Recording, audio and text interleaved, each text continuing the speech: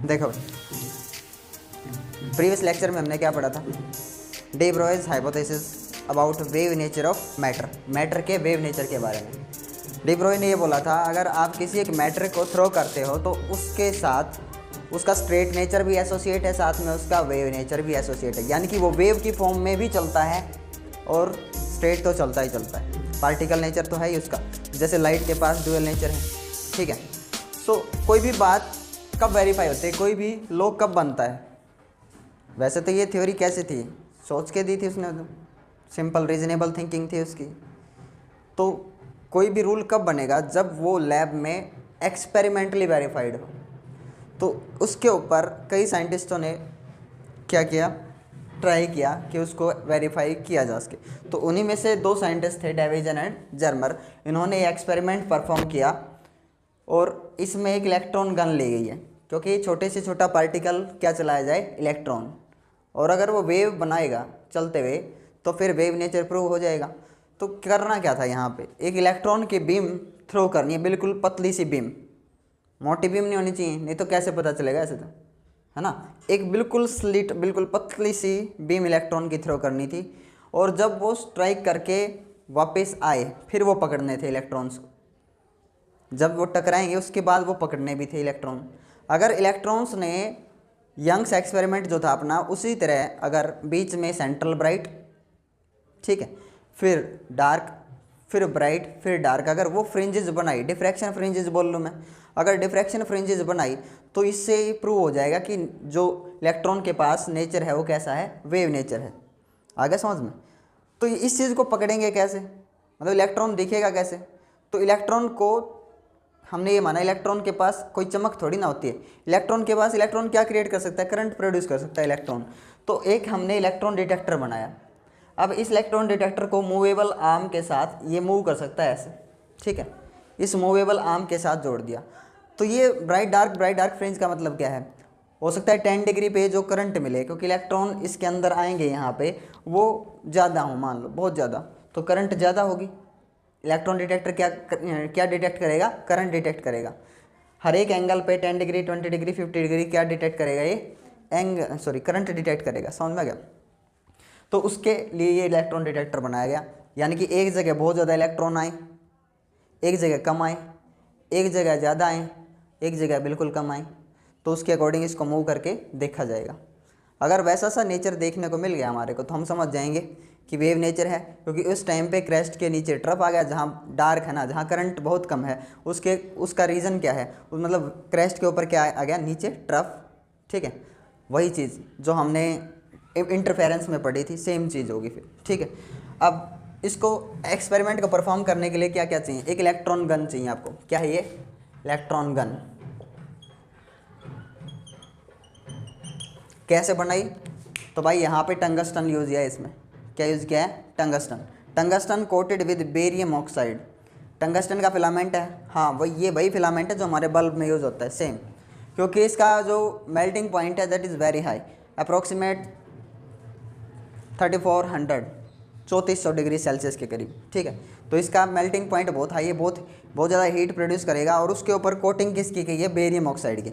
Barium oxide इसलिए use किया गया क्योंकि ये गर्म होकर के बहुत ज़्यादा इलेक्ट्रॉन्स इसके एक्साइट होते हैं, और इलेक्ट्रॉन्स को क्या करता है, ये एमिट करता है। तो ऐसे बहुत चार्ज जाएगी इसके ऊपर। लेकिन हमारे को क्या चाहिए, हमारे को तो एक स्ट्रेट बीम चाहिए, सीधी। उसके लिए हमने क्या किया, एक सिलेंड्रिकल शेप का पाइप लिया, मेटल पाइप ही है, ठीक है, और इसको पोटेंशियल प्रोवाइड कर दिया ताकि इस इलेक्ट्रॉन को एनर्जी भी मिल जाए। अब देखो किधर चलेगा ये, हायर पोटेंशियल की तरफ, समझ में ना। तो इसको पोटेंशियल प्रोवाइड किया, हाई टेंशन बैटरी से कनेक्ट किया है। इलेक्ट्रॉन गन जो है उसको लो टेंशन बैटरी से कनेक्ट कर सकते हैं। अब हुआ क्या, जो इलेक्ट्रॉन्स इधर उधर जा रहे थे वो इसमें एब्जॉर्ब हो गए ऊपर साइड्स में, ठीक है। और एक बिल्कुल जो सीधी स्ट्रेट में इलेक्ट्रॉन चल रहा है, अब वही इलेक्ट्रॉन स्ट्रेट जाएगा और बाकी इधर उधर वाले क्या हो जाएंगे, एब्जॉर्ब, क्योंकि इसके ऊपर कौन सा चार्ज है, पॉजिटिव। स्ट्रेट वाले बिल्कुल पतला सा है ऑल, बिल्कुल पतला सा बोर है इसका, ठीक है। हमारे को क्या चाहिए, बिल्कुल स्ट्रेट क्या चाहिए, इलेक्ट्रॉन बीम, ठीक है। अब ये यहाँ आके स्ट्राइक करेंगे तो यहाँ ये एंगल है ना, ये एंगल जब ये रिफ्लेक्ट होकर ऐसे आए, क्योंकि इलेक्ट्रॉन ऐसे स्ट्राइक किया, ऐसे आया मान लो, तो ये एंगल जो बोला जाएगा, this is angle of scattering, phi, ये फाई है, ये थीटा है। क्रिस्टल्स जो हैं, निकल क्रिस्टल लिया आपने रेक्टेंगुलर शेप का, ठीक है। ये क्या दिखा रखा है, ये लेयर्स हैं, इसमें एटम्स और मॉलिक्यूल्स का जो अरेंजमेंट है वो ऐसे है, और इस तरह से ये एक लेयर बन गई, जिसको क्या बोलेंगे, क्रिस्टल लेटिस लेयर। ये लेयर क्या है, क्रिस्टल लेटिस लेयर लिख रखा है मैंने, ठीक है। और ये डी क्या है, inter atomic gap between two crystal lettuce layer, ये डी है, दो लेयर्स के बीच का गैप क्या है, डी। आया समझ में। अब ये निकल क्रिस्टल में अरेंजमेंट ऐसे ही होता है, एटम्स या मॉलिक्यूल्स का ऐसे ही अरेंज होते हैं, कभी आप सोचो ऐसे थोड़ी ना होते हैं, ऐसे ही होते हैं, ठीक है। तो ये परपेंडिकुलर नहीं है, कभी सोचो परपेंडिकुलर क्या होगा, इसके ऊपर ये होगा, लेयर्स के ऊपर परपेंडिकुलर क्या होगा, इधर, समझ गए, हाँ। तो ये इंटर एटॉमिक गैप है, सारी चीज़ें लिख रखी हैं। Theta is angle of scattering, sorry phi is angle of scattering and theta is called angle of glancing. क्या नाम दिया, एंगल ऑफ ग्लांसिंग। तो इस तरह से ये एक्सपेरिमेंट परफॉर्म किया डेविजन एंड जर्मर ने, और इसका जो मूवेबल आर्म है इलेक्ट्रॉन डिटेक्टर का, उसको मूव कर करके देखा। यहाँ 10 डिग्री पे, 20 डिग्री पे, ऐसे 30, 50 ऊपर भी ऐसे मूव कर सकते हैं इसको, ठीक है। तो यहाँ पे उन्होंने जो करंट मिली उसको एक टेबल में बनाया, उसको टेबलेट किया, करंट की टेबल बनाई और इसका रेडियल ग्राफ बनाया। अब रेडियल ग्राफ क्या होता है, कैसा होता है रेडियल ग्राफ, कभी पढ़ा है आपने, रेडियल ग्राफ क्या होता है? सबसे पहले समझिए रेडियल ग्राफ कैसे बनाया, कितनी से कितनी वोल्टेज। हाँ, इसमें एक चीज़ है, इस एक्सपेरिमेंट में इस वोल्टेज को भी चेंज किया गया है, ध्यान से देखो, ये हाई टेंशन बैटरी है और इस वोल्टेज को भी चेंज किया गया है, और वोल्टेज अलग ली गई हर बार, हर एक ग्राफ बना दिया, फिर दूसरा ग्राफ बना दिया, और अलग अलग वोल्टेजेस यूज़ की गई। तो कितने से कितने तक वोल्टेज यूज़ की गई यहाँ पे, 48 वोल्ट टू 64 वोल्ट, ठीक है। अलग अलग वोल्ट पे एक्सपेरिमेंट परफॉर्म किया गया, एक बार 48 ली, एक बार 50 ली, ऐसे अलग अलग करके, ठीक है। और रेडियल ग्राफ क्या आता है दिखाता हूँ आपको। ये 10 डिग्री पे, ये 20 डिग्री पे एक लाइन खींच दी, 30 डिग्री, 40 डिग्री, 50, ऊपर से देखो ऐसे, ठीक है। क्या हो गया, अब 10 डिग्री पे ऑब्जर्व किया तो करंट था 3, मान लो ये है 3, ठीक है। 20 डिग्री पे ऑब्जर्व किया, करंट है 4, 30 डिग्री पे ऑब्जर्व किया, करंट हो गया 5, ठीक है। देखो ये पॉइंट्स इंडिकेट कर रहे हैं करंट, ये जो इंटेंसिटी आपको मिल रही है इलेक्ट्रॉन्स की, समझ में गया, इलेक्ट्रॉन्स की इंटेंसिटी। अब इसका मूवेबल आर्म का और नीचे एंगल बढ़ाया गया, तो और नीचे आपने देखा ये मान लो 40 डिग्री है, तो यहाँ पे आपको मिली इंटेंसिटी 4, 50 डिग्री पे इंटेंसिटी और कम होगी 3, और इस तरह से ये जो ग्राफ बना, ये ग्राफ क्या कहलाएगा, रेडियल ग्राफ, समझ में गया। तो ये रेडियल ग्राफ बनाया ऐसे, और कितने से कितने वोल्ट तक, 48 टू 64।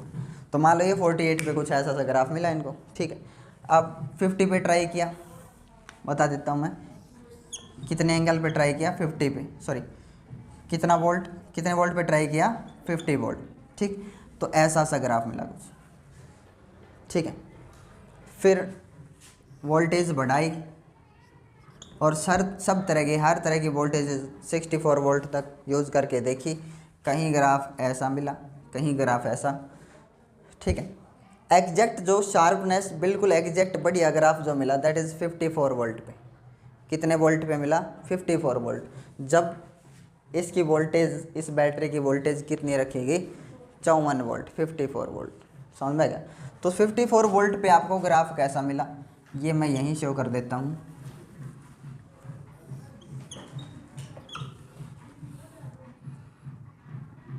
फिफ्टी 54 वोल्ट पे एग्जैक्ट ग्राफ ऐसा देखने को मिला। आ गया समझ में। ये 54 वोल्ट के लिए शार्प कंट्रास्ट, एग्जैक्ट 54 वोल्ट। क्या कुछ वैसे सिचुएशन बन रही है, सेंट्रल मैक्सिमा देखा था हमने, फिर देखो करंट घट रही है, ये क्या है, constructive interference, destructive interference, intensity घट रही है कंस्ट्रक्टिव, नेक्स्ट फ्रिंज के लिए इंटेंसिटी घट रही है, कुछ वैसी सी सिचुएशन है। आई समझ में। तो भाई ये 54 वोल्ट पे ऐसा ग्राफ मिला, और उस टाइम पे फाई एंगल देखा गया। फाई इस टाइम पे कितना था, 50 डिग्री। फाई एंगल कितना था, एग्जैक्ट 50 डिग्री भाई। 54 वोल्ट का ग्राफ मिला, बहुत ही शार्प, एकदम शार्प कॉन्ट्रास्ट, आ गया समझ में? तो ये रेडियल ग्राफ्स हैं, करंट को टेबुलेशन करके ग्राफ्स बनाए गए। अब इसका वेवलेंथ कैसे पता करेंगे? अब इस इलेक्ट्रॉन की वेवलेंथ कैसे पता की जाए, क्योंकि क्या करना है, वेवलेंथ के लिए तो एक्सपेरिमेंट है मैटर वेव की वेवलेंथ के लिए। तो इसमें एक लॉ यूज होगा, ब्रैग्स लॉ। क्या यूज होगी? Bragg's equation. ठीक है, ब्रैग्स लॉ क्या है वो मैं आपको समझाता हूँ। According to Bragg's law, lambda is equals to 2d sine theta. Okay, ये इक्वेशन यूज़ की गई है इसमें, और फिर इसकी वेवलेंथ आ जाएगी। ठीक है, ये एक्सपेरिमेंटली लैब में इसकी वेवलेंथ के लिए जो एक्सपेरिमेंट किया गया। अब ये क्या है? 2d। डी तो मैंने आपको बताया इंटरएटॉमिक गैप है। ठीक है, साइन थीटा क्या है? Theta is angle of glancing. ठीक है, ये बता दूंगा मैं, वैसे आप रट्टा मारो तो रट्टा मार लो। ये कहाँ से आया सर, बताना है तो बता भी दूंगा, कोई बड़ी बात नहीं है। ये बीएससी में आता है, ब्रैग्स लॉ। ठीक है, एक ब्रैग्स स्पेक्ट्रोमीटर है, वो भी बताऊंगा मैं। और ब्रैग्स स्पेक्ट्रोमीटर से क्या निकलता है? Bragg's law. और ये इक्वेशन किस नाम से जानी जाती है? ब्रैग्स इक्वेशन के नाम से। आ गया समझ में? अब ये अगर 50 डिग्री है ना, ये इतना एंगल आपका फाई कितना है? 50 डिग्री। तो आपका थीटा इस टाइम पे कितना होगा? देखो, अगर मैं परपेंडिकुलर ड्रॉ करूँ, यहाँ परपेंडिकुलर ड्रॉ किया मैंने, ये पूरा कितना है? ये पूरा ये वाला ये फाई, ये फाई कितना भाई? 50 डिग्री। तो ये कितना होगा बताइए? परपेंडिकुलर ड्रॉ कर दिया, ध्यान से समझिए इस चीज़ को। ये कितना होगा? ये 90 होगा, ये इतना है ना, ये 90 है इतना। तो परपेंडिकुलर ड्रॉ करने से 50 दो पार्ट में टूट गया कि नहीं है? ये 25, ये भी कितना हुआ? 25, ये 25 इतना, तो 90 माइनस 25 यानी कि 65। आपका थीटा कितना आ गया? 65। क्या समझ में? तो थीटा आ गया। डी आपके पास पता होना चाहिए, डी क्या होता है? इंटरएटॉमिक गैप। ठीक है, अब डी कहाँ से निकाला है सर? तो ये ब्रैग्स स्पेक्ट्रोमीटर की हेल्प से। ठीक है, डी कहाँ से यूज़ करके निकाला है? डी ब्रैग स्पेक्ट्रोमीटर का यूज़ करके। ब्रैग स्पेक्ट्रोमीटर क्या है मैं बताता हूँ आपको। इसमें एक्स रेज यूज़ होते हैं भाई। तो इसको निकालते भी हैं ब्रैग्स लॉ को, जस्ट ओनली इन 2 मिनट्स। देखो, ये कोई सब्सटेंस है और उसमें एटम्स हैं ये। ठीक है, अब ये बड़ा जूम करके दिखा रहा हूँ आपको, ये समझिए, जूम करके दिखाया गया है। ठीक है, और ये रिफ्लेक्टिंग लेयर्स की तरह एक्ट करेंगे ये। अब ये एक जो लेयर बन गई ना, this is called crystallitic layer. Crystal lattice बोला जाएगा। क्या है ये? Crystal lattice. और इनके बीच का जो गैप है, आपको डिस्टेंस दिखाई दे रहा है, क्या है? डी। ठीक है, तो ब्रैग्स लॉ क्या है? ब्रैग्स लॉ किससे मिला आपको? Bragg's equation. जो ब्रैग्स स्पेक्ट्रोमीटर है उसकी हेल्प से एक उसमें होती है एक्स रेज, वो एक्स रेज डाली जाती हैं। अगर उनकी वेवलेंथ नॉन है, ध्यान से सुन लो, अगर आपको एक्स रेज की वेवलेंथ पता है या कोई भी रे डाली उसकी वेवलेंथ आपको पता है, ठीक है, तो आप क्या निकाल सकते हो? किसी भी सब्सटेंस में जो इंटरएटॉमिक गैप है क्रिस्टलैटिक्स का, वो निकाल सकते हो। इसी को उल्टा कर लो, अगर आपको डी पता है, क्रिस्टलैटिक्स का गैप अगर पता है, तो फिर आप उसकी किसी भी अननोन रे की क्या निकाल सकते हो? वेवलेंथ निकाल सकते हो। समझ में आ गया? तो ये ब्रैग स्पेक्ट्रोमीटर की हेल्प से, ब्रैग स्पेक्ट्रोमीटर कई जगह यूज होता है। ठीक है, नेक्स्ट जो आ गया अपना एक्सपेरिमेंट है रदरफोर्ड का, उसमें भी हो जाता है अल्फा रे पार्टिकल स्कैटरिंग एक्सपेरिमेंट। ठीक है, या फिर गोल्ड फॉयल एक्सपेरिमेंट है रदरफोर्ड का उसमें। ठीक है, तो अब देखो, मान लो आपने एक रे इसके ऊपर डाली जिसका लैम्डा आपको पता है या डी पता है। ठीक है, तो डी पता है तो लैम्डा आ जाएगा, और लैम्डा पता है तो डी आ जाएगा, कोई दिक्कत नहीं। तो ये एक वेव की फॉर्मेट में है ये। ठीक है, ये रिफ्लेक्टेड साइड या रिफ्लेक्टिंग सरफेस की तरह काम करेगा, ये रिफ्लेक्ट करेगा। ठीक है, अब वेव की फॉर्म में लाइट ऐसे गिरी इसके ऊपर और उसको ऐसे ड्रॉ किया गया है। मान लो ये एक रे यहाँ स्ट्राइक कर गई, एक यहाँ स्ट्राइक कर गई। ध्यान से देखो, वेव फ्रंट ऐसे आ रहे हैं, वेव फ्रंट ठीक है। यहाँ स्ट्राइक करके जूम करके दिखाया जा रहा है सारा सिस्टम, प्रॉब्लम हो तो देख ले पूछ सकते हो, ठीक है। अब मैंने बोला ये रिफ्लेक्टेड लेयर की तरह काम करेंगे, रिफ्लेक्ट करेंगे, ठीक है। अब ये रिफ्लेक्ट करके इधर भेज देती है, ठीक है, ये रिफ्लेक्ट करके इधर भेज देती है। एंगल ऑफ स्कैटरिंग, इसका एंगल ऑफ ग्लांसिंग बोल दो इसको, एंगल ऑफ ग्लांसिंग कितना है थीटा, इसका भी कितना है थीटा, एंगल ऑफ ग्लांसिंग कितना है थीटा है, याद रहेगा। अब यहाँ से यहाँ आप देखो ये क्या है आपका डी, क्या समझ में आया, ये डी है कि नहीं, ये डी।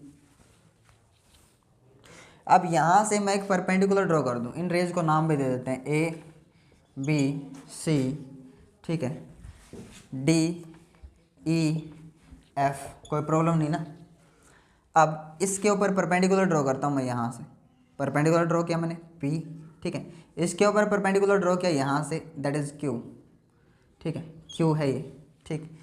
अब जब वहाँ पे ये दोनों जाके मिलेंगी, कंस्ट्रक्टिव इंटरफेरेंस होगा या डिस्ट्रक्टिव इंटरफेरेंस होगा, वो किसके ऊपर डिपेंड करेगा, इनके बीच पाथ डिफरेंस कितना क्रिएट हो गया।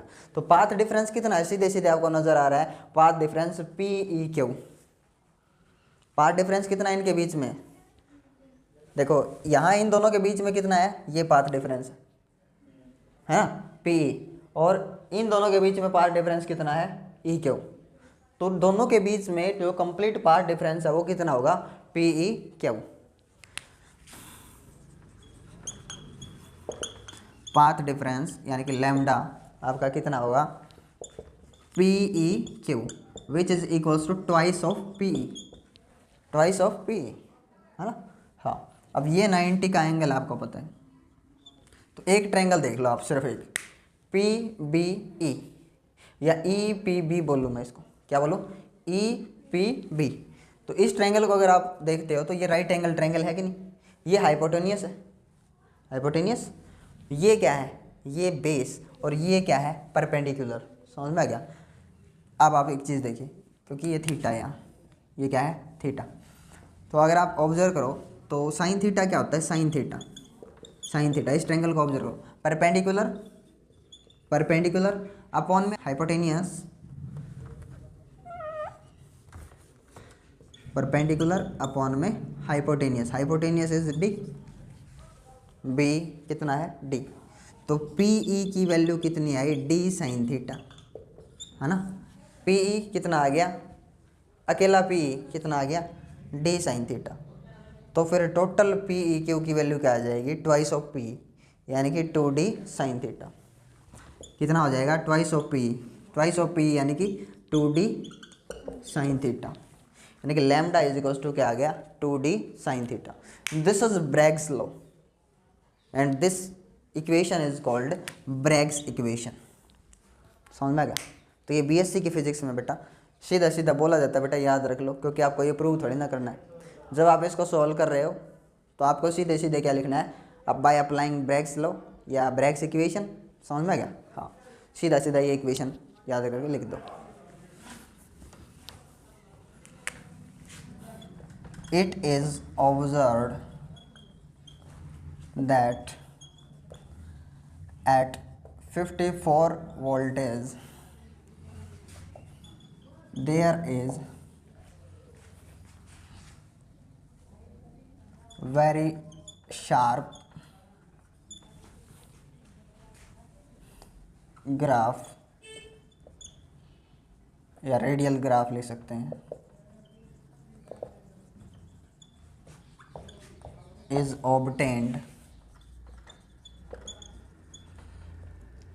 and then phi is angle of scattering is exactly 50 degree, ठीक।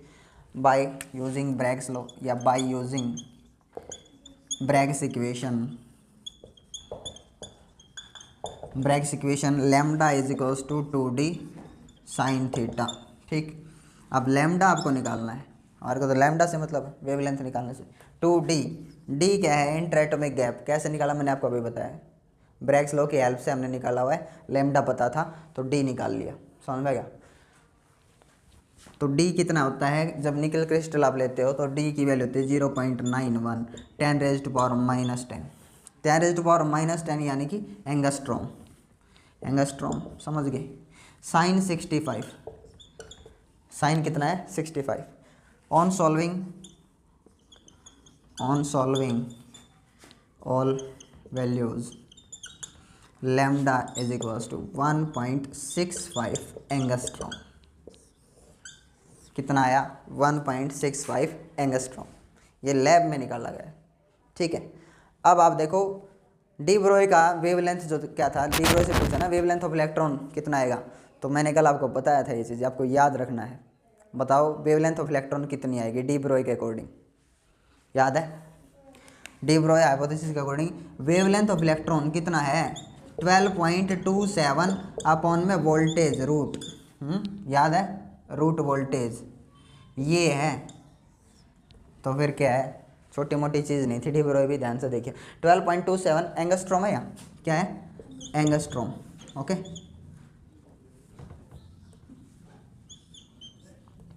जब आप 54 रखोगे ना यहाँ पे, एंगस्ट्रॉम का एज इट इज़ रहने दो कोई प्रॉब्लम नहीं, कितना रखना है 54 और उसका रूट करोगे, इसको लेके भी देता हूँ मैं 12.27 एंगस्ट्रॉम डिवाइडेड बाय रूट 54, तो वेवलेंथ ऑफ इलेक्ट्रॉन निकल करके आता है 1.66 एंगस्ट्रॉम। सॉल्व कर लेना भले ही, कितना निकल करके आया 1.66 एंगस्ट्रॉम। एक्सपेरिमेंटली कितना निकल करके आया 1.65 एंगस्ट्रॉम। देख लो कितना सटीक था, मैंने बोला था ना कल, कितना सटीक था उसका विचार। थिंकिंग बेस्ड थी बस, उसने कोई एक्सपेरिमेंटल स्टडी थोड़ी ना की थी इसके ऊपर, थिंकिंग बेस्ड उसने बोला था। अगर रेडिएशन के पास डुअल नेचर है तो फिर मैटर के पास भी कितने नेचर होंगे, डुअल नेचर होंगे। तो थिंकिंग बेस्ड था, और थिंकिंग देख लो आप कितनी एक्यूरेट है। 1.65 1.66 में कोई बड़ा अंतर नहीं, सेम ही चीज़ है, मान लो। आ गया समझ में? This is Davisson and Germer experiment. किसके लिए हुआ है? To finding the wave nature of electron. 1927 में किया गया, और डी ब्रोई ने जो हाइपोथेसिस दी थी अपनी 1924 में, 1924 में, ठीक है। So this unit is completed. Next unit जो होगी अपनी एटम एंड न्यूक्लियाई।